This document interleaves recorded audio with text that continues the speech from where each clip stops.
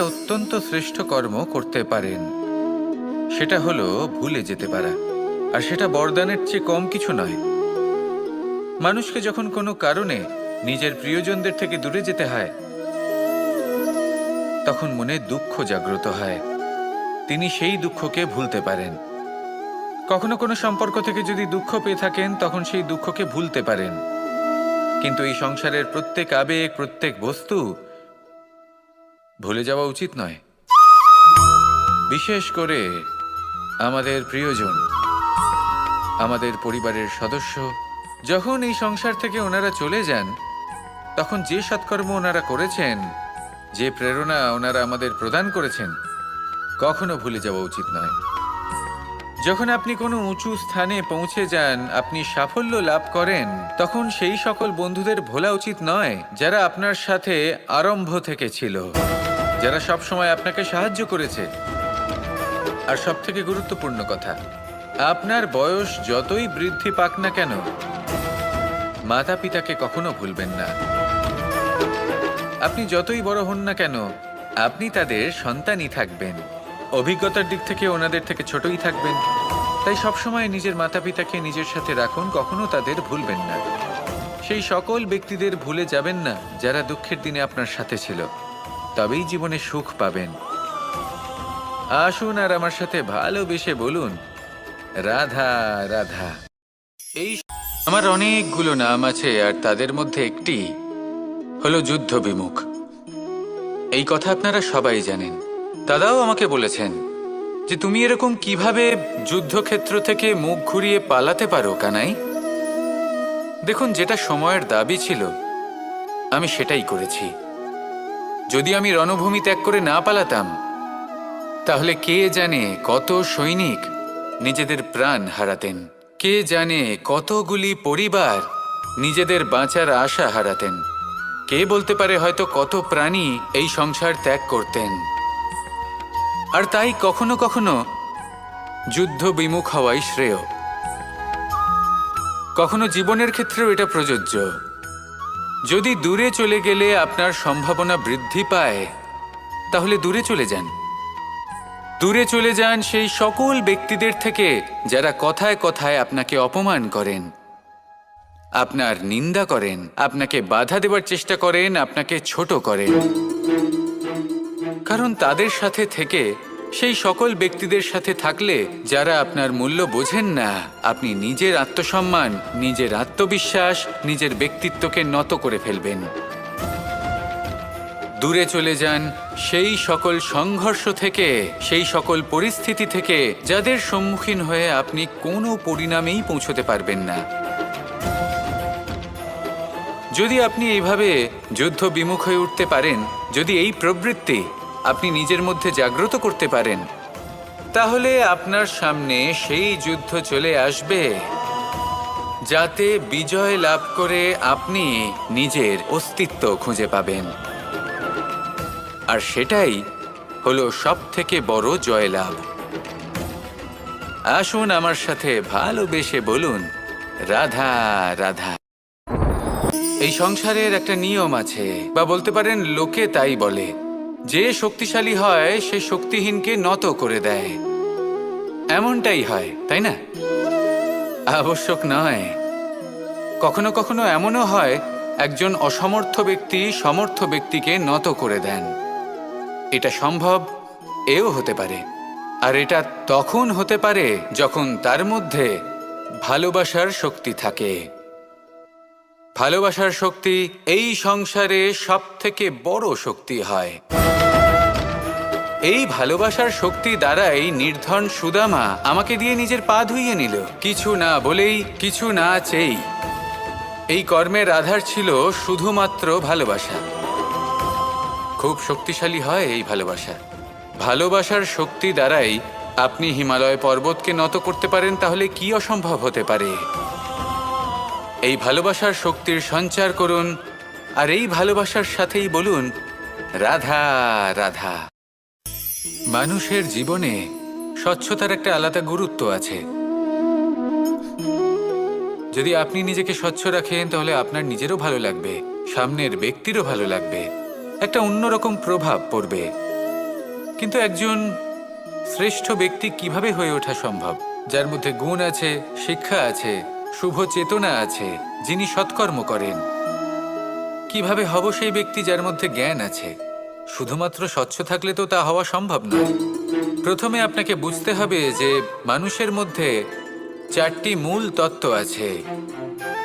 প্রথম হলো তার শরীর, যার দ্বারা উনি যে কোনো কর্ম করে থাকেন। দ্বিতীয় তত্ত্ব হলো তার মন, যার দ্বারা কোনো কর্ম করার জন্য সে নিজেকে প্রেরণা দিতে থাকে। তৃতীয় তত্ত্ব হলো বুদ্ধি, যে কর্ম আমরা করতে চাই, যে লক্ষ্যে আমরা পৌঁছতে চাই, সেটা আমরা কিভাবে কোন পথে করব সেটা স্থির করা যায় বুদ্ধি দিয়ে। আর চতুর্থ তত্ত্ব হলো আত্মা। আত্মা হলো এমন এক তত্ত্ব যার কোনো সমাপ্তি নেই। আত্মা হলো অজয়। কিন্তু এরও শুদ্ধিকরণের প্রয়োজন হয়। এই 4টি তত্ত্বের শুদ্ধিকরণ করতে থাকুন, এদের নির্মল রাখুন, শুদ্ধ রাখুন। এবং এটা কিভাবে হবে? শুভ চেতনা দ্বারা, জ্ঞানের দ্বারা, এবং সবথেকে বেশি গুরুত্বপূর্ণ প্রেমের দ্বারা। আসুন আমার সাথে ভালোবেসে বলুন, রাধা রাধা।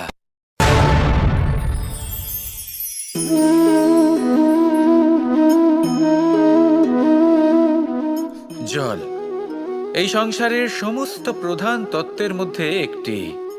এই জল যে কোনো জ্বালা দূর করে, আগুনকে নিভিয়ে দেওয়ার ক্ষমতা রাখে, অবিরল অবিচল ভাবে প্রবাহিত হতে পারে, একে কেউ বাধা দিতে পারে না। এর পথে বাধা সৃষ্টি করলে নিজের পথ নিজেই খুঁজে নেবে, বা সে নিজেই নিজের পথ বানিয়ে নেবে, কিন্তু কখনো থামবে না। এই জল হলো মহান, আর এর একটা মহান গুণ আছে, এর নিজস্ব কোনো রং নেই।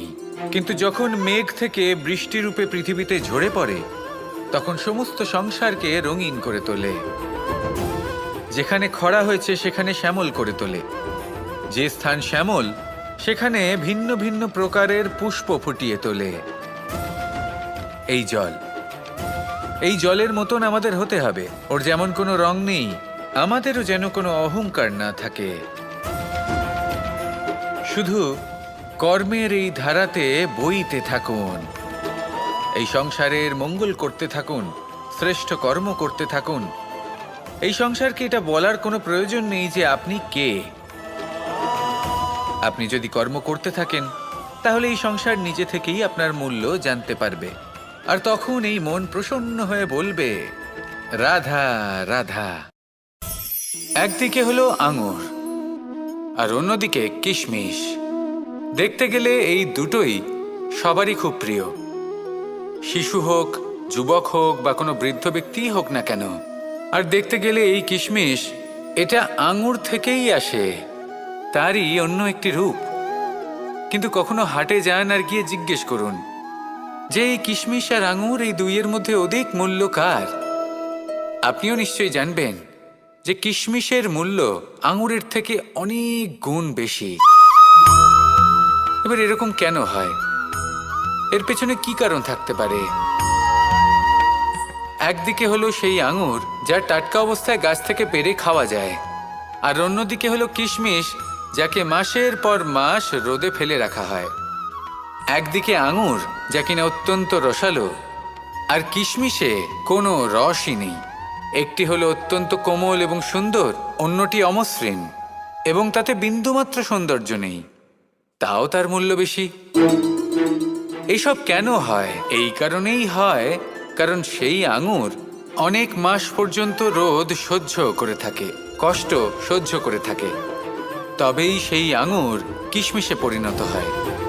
এবার জীবনের কড়া রোদ যাকে সহ্য করতে হয়, তার সাথেও এটাই হয়ে থাকে, তারও মূল্য আপনা থেকেই বৃদ্ধি পায়। আপনার জীবনে আপনার গুণ, আপনার প্রতিভা, তা অত্যন্ত গুরুত্বপূর্ণ। কিন্তু যখন আপনি অভিজ্ঞতা লাভ করেন, তখনই সেই অভিজ্ঞতা আপনার গুণ এবং প্রতিভাকে আরও অনেক বেশি শ্রেষ্ঠ করে তোলে। তাই জীবনের কঠোর রোদের মধ্যেও দাঁড়িয়ে থাকাটা শিখে নিন, সাহসের সাথে কঠিন পরিস্থিতির সম্মুখীন হওয়াটা শিখে নিন। ঠিক এইভাবেই অভিজ্ঞতা লাভ করতে হয়, আর এই অভিজ্ঞতা আপনার মূল্য বৃদ্ধি করতেই থাকবে, করতেই থাকবে। আর তখন এই মন প্রসন্ন হয়ে বলবে, রাধা রাধা। আমাদের সকলের জীবনেই দুই ধরনের ব্যক্তি থাকেন, বন্ধু এবং শত্রু। তারা হলেন আমাদের প্রিয় বন্ধু, যারা আমাদের জীবনে সবসময় আমাদের পাশে থাকেন।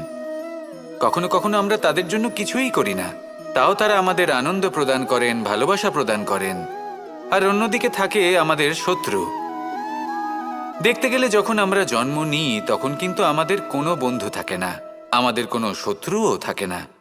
কিন্তু যত ধীরে ধীরে আমরা জীবনে এগোতে থাকি, আমাদের বয়স বাড়তে থাকে, তখন আমাদের বন্ধু আর শত্রু এই দুইয়ের সংখ্যা বাড়তে থাকে।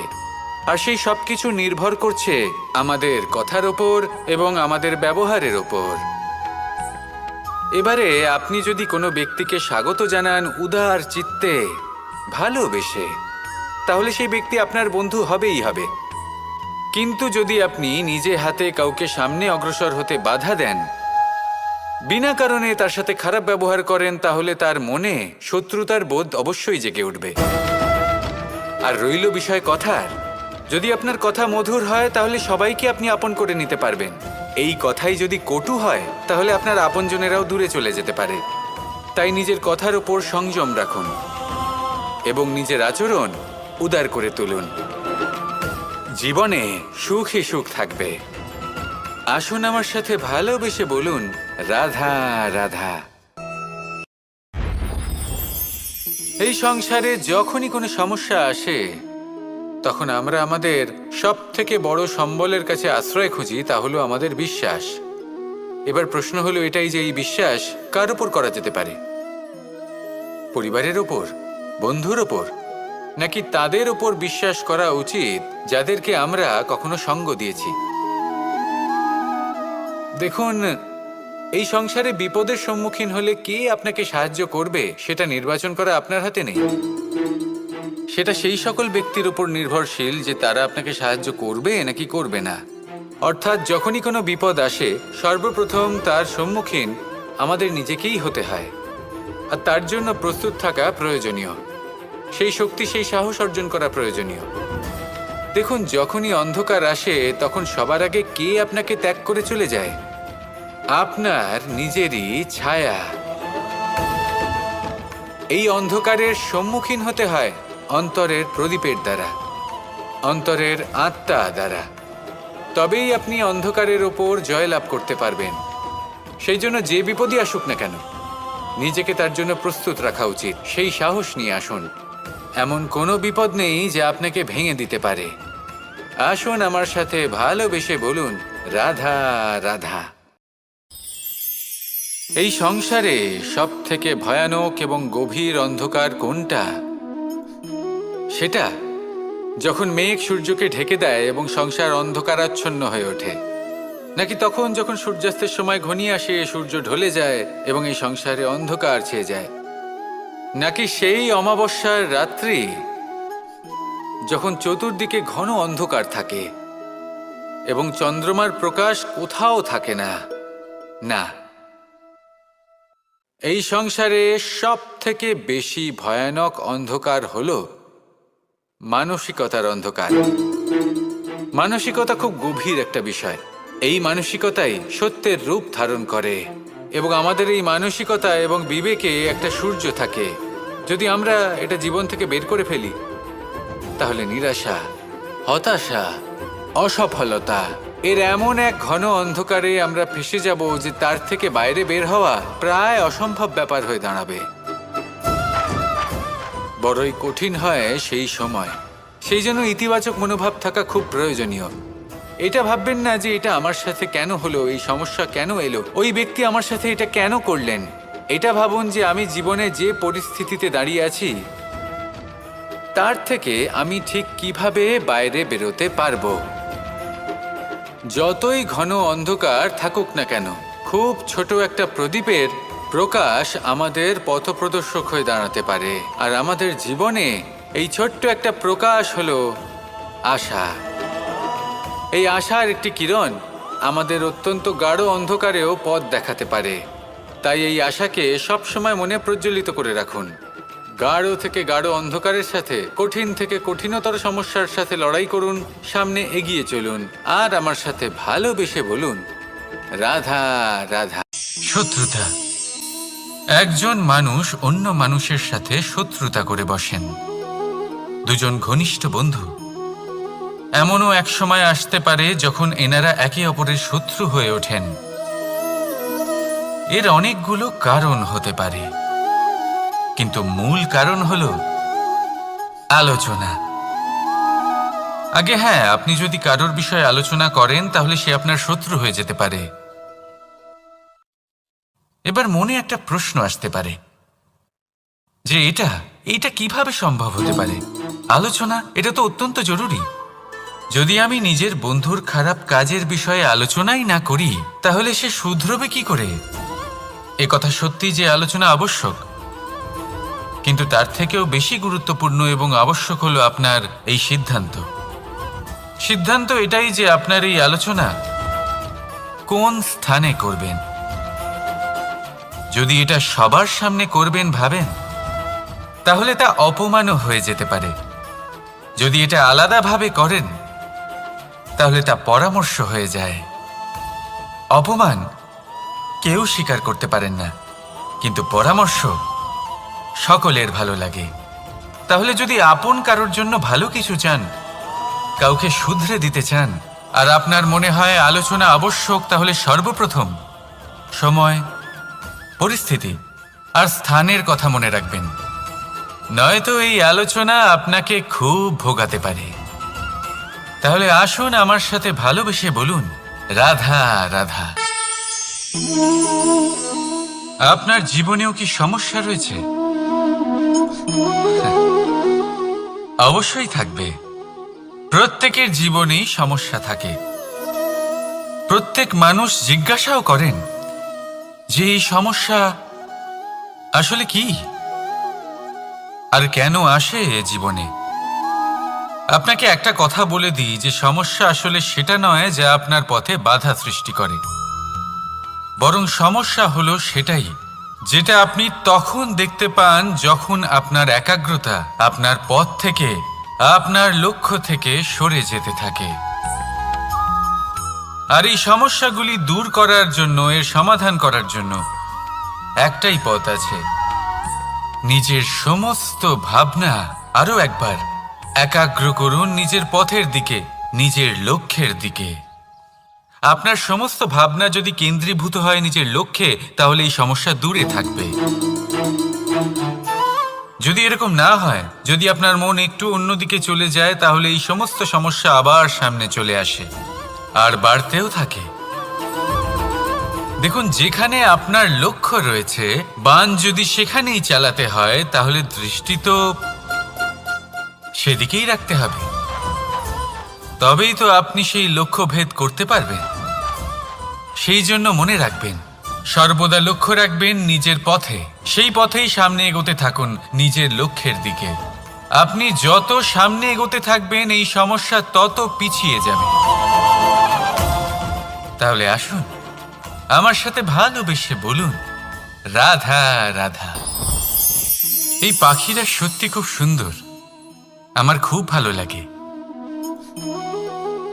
আপনি নিশ্চয়ই শুনে থাকবেন যে কিছু পাখির কাছে ডানা অবশ্যই থাকে, কিন্তু উড়তে পারে না।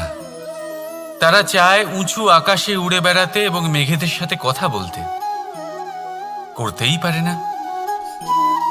এবার এই সংসারেও পাওয়া যায় ঘুড়িও। এদের মধ্যে না জীবন আছে, না প্রাণ আছে, আর না আছে ডানা, কিন্তু এরা আকাশের সাথে কথা বলে, হাওয়ার বেগের সাথে কথা বলে, আনন্দ করে, উৎফুল্ল হয়ে ওঠে। আকাশে জীবনের কিছু মুহূর্ত কাটায়। তার কারণ কি হতে পারে? কারণ হলো সুতো। এই সুতো যদি সঠিক হাতে থাকে, তাহলে এই কাগজের তৈরি ঘুড়িও আকাশের উচ্চতায় উড়ে বেড়াতে পারে। এবার এই সুতো আসলে কি? এই সুতো হলো আসলে ভালোবাসা। এই সুতো হলো আসলে বিশ্বাসের।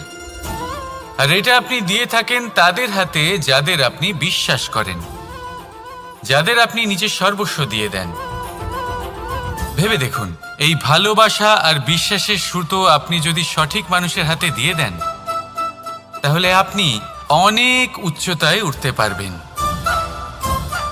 আকাশের উচ্চতায় উড়ে বেড়াতে পারবেন, মেঘের সাথে কথা বলতে পারবেন, পাখিদের মতো উড়তে পারবেন, যা ইচ্ছে তাই করতে পারবেন। শুধু এই মানুষ সঠিক হতে হবে, এমন একজন মানুষ যার মনে আপনার জন্য ভালোবাসা রয়েছে, এমন এক মানুষ যার মনে কোনো স্বার্থ নেই, যিনি পরোপকারী, এমন একজন ব্যক্তি যিনি আপনার অস্তিত্বকে বাইরে নিয়ে আসতে পারবেন, তাকে উজ্জ্বল করে তুলবেন। তাহলে ভালোবাসুন, আনন্দ করতে থাকুন, আর এই আনন্দ সহকারে বলুন, রাধা রাধা। আমরা সকলে এমন ব্যক্তির সাথে থাকতে চাই যারা খুব মিষ্টি কথা বলেন, যাদের ব্যবহার আমাদের ভালো লাগে, যারা দেখতে সুন্দর হন, যাদের আমরা পছন্দ করি। আর সবসময় এমন ব্যক্তির থেকে দূরে থাকতে চেষ্টা করি যাদেরকে আমরা পছন্দ করি না, যাদের কথা আমাদের খারাপ লাগে, যাদের কথা একটু কঠোর হয়। আমরা সবসময় চেষ্টা করি এদের থেকে দূরে থাকার, ঠিক কিনা? কিন্তু যদি বাস্তবটা দেখি, তাহলে এই কঠোরতা জীবনে শান্তির প্রলেপ দেয়। ওষুধও একটু কড়াই হয়, কিন্তু এ কি করে? আমাদের সুস্থ করে তোলে। ঠিক সেইভাবেই ভালোবাসার এই অধ্যায় একটু কঠিন, একটু কড়াও মনে হতে পারে, কিন্তু এর ফল সবসময় আপনাদের স্বাস্থ্যের পক্ষে ভালোই হয়। সেই জন্য যদি কেউ আপনার নিন্দে করে, আপনাকে কড়া কথা শোনায়, আপনার ব্যাপারে আলোচনা করে, তার মানে এটা নয় যে সে আপনার শত্রু। হতে পারে তিনি আপনার বন্ধু হন, আপনার জন্য ভালো চান, আপনাকে শুধরে নিতে চান, আপনার মধ্যে কোনো পরিবর্তন দেখতে চান। সেই জন্য কখনো কারোর কথা শুনে বা কাউকে দেখে প্রাথমিকভাবে এই সিদ্ধান্ত নেবেন না যে তিনি আপনার শত্রু হন নাকি আপনার বন্ধু হন। এমনও শত্রু হয়ে থাকেন যে গুড়ের মতো মিষ্টি মিষ্টি কথা বলে আসলে আপনাকে বিষ পান করিয়ে দেবেন। আর এমনও বন্ধু থাকেন যারা আসলে নিমের মতো কড়া কথা বলেন, কিন্তু আপনাকে অমৃত পান করান। এদের মধ্যে পার্থক্য করতে জানতে হবে, কে আসলে শত্রু হন আবার কে আসলে মিত্র হন। এই পার্থক্য যখন আপনি করতে শিখবেন, তখন আপনি এই সংসারের সব থেকে সুখী প্রাণী হয়ে উঠবেন। এই পার্থক্য বোঝা সহজ নয়, কিন্তু অবশ্যই আবশ্যক। রাধা রাধা। অসুখ। এমন কোনো মানুষ আছেন এই সংসারে যার অসুখ করে না? প্রত্যেক মানুষ কখনো না কখনো অবশ্যই অসুস্থ হয়েছে, তার এই শরীর রোগের শিকার অবশ্যই হয়েছে। এবারে দেখুন, এই রোগ আসে আবার এই রোগ চলেও যায়, কিন্তু সেই রোগ আমাদের কষ্ট দিতে কেন সক্ষম হয়? কারণ হলো স্বচ্ছতা। যদি এই স্বচ্ছতা শরীরে না থাকে, তাহলে মানুষকে শারীরিক কষ্ট পেতেই হবে।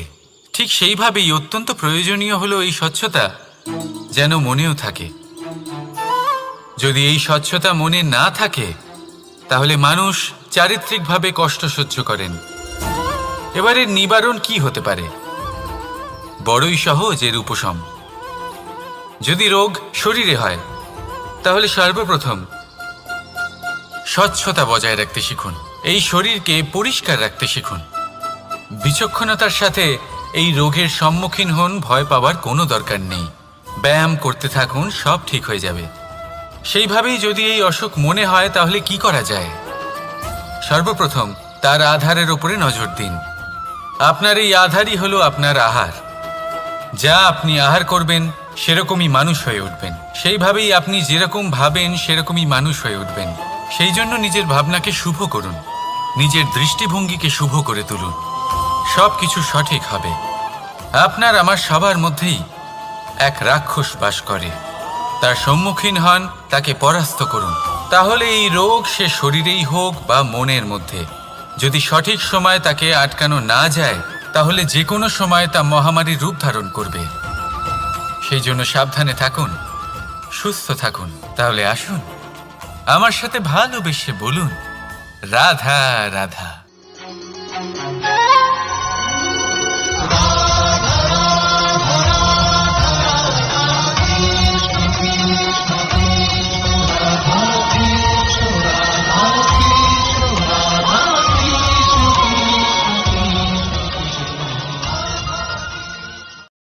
সংসারে সব থেকে বড় ব্যক্তি কে?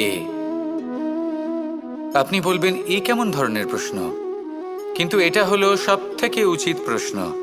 কেউ এর উত্তর দেবে যে সেই মহাপ্রতাপী রাজা, তিনি হলেন সব থেকে বড় ব্যক্তি, সেই বড় রাজনীতিবিদ, তিনিই সব থেকে বড় ব্যক্তি। আমি আপনাকে জানাই যে সংসারের সব থেকে বড় ব্যক্তি হলেন তিনি, যার সাথে দেখা করলে আপনি নিজেকে ছোট মনে করবেন না। কোনো ব্যক্তি যিনি সব থেকে বেশি শক্তিশালী, আপনি যদি তার সামনে যান তাহলে উনি আপনার অন্তরের শক্তিকে বাইরে বের করে আনবে, আপনার অন্তরের লুকিয়ে থাকা শক্তিকে জাগ্রত করতে প্রেরণা প্রদান করবে। তিনি হলেন বড় ব্যক্তি, তিনি হলেন মহান ব্যক্তি। তিনি নন যিনি নিজের বল এবং ঐশ্বর্য দ্বারা আপনাকে তার সামনে ছোট প্রমাণ করবেন। এবং সেই জন্য মহাদেব আমার আরাধ্য হলেন আমার খুব প্রিয়। কারণ রাজা হোক বা ফকির, কেউ যদি ওনার সামনে যান তাহলে সে নিজেকে ছোট মনে করেন না। আপনিও যদি জীবনে অনেক বড় হতে চান তাহলে কাউকে কখনো নিজেকে ছোট মনে করতে দেবেন না। তার অন্তরে বড় হয়ে ওঠার প্রেরণা প্রদান করুন। আসুন আমার সাথে ভালোবেসে বলুন, রাধা রাধা। এই সংসারে দুই ধরনের মানুষ দেখা যায়, এক সরল, দুই জটিল। এবার এই যে সরল ব্যক্তি থাকে তাদের এই সমাজ দুর্বল মনে করে। এমনিতে দেখতে গেলে জলও সরল, বায়ুও সরল, ওনারা যেদিকে চাইবেন প্রবাহিত হতে পারেন, এনাদের যে আকার দেবেন সেটাই ধারণ করবেন। কিন্তু এরা বাস্তব রূপ ধারণ করলে তখন কি হয়? এই জল এমন এক ধারায় পরিণত হয় যে অনেক বড় বড় পাথরকে খণ্ডিত করে দিতে পারে। এই বায়ু এমন এক চক্রবাতে পরিণত হয় যা সংসারে বিনাশ ডেকে আনে। তাই যে ব্যক্তি সরল, তার সরলতাকে সম্মান করুন, তাকে সম্মান করুন, তাকে ভালোবাসা দিন।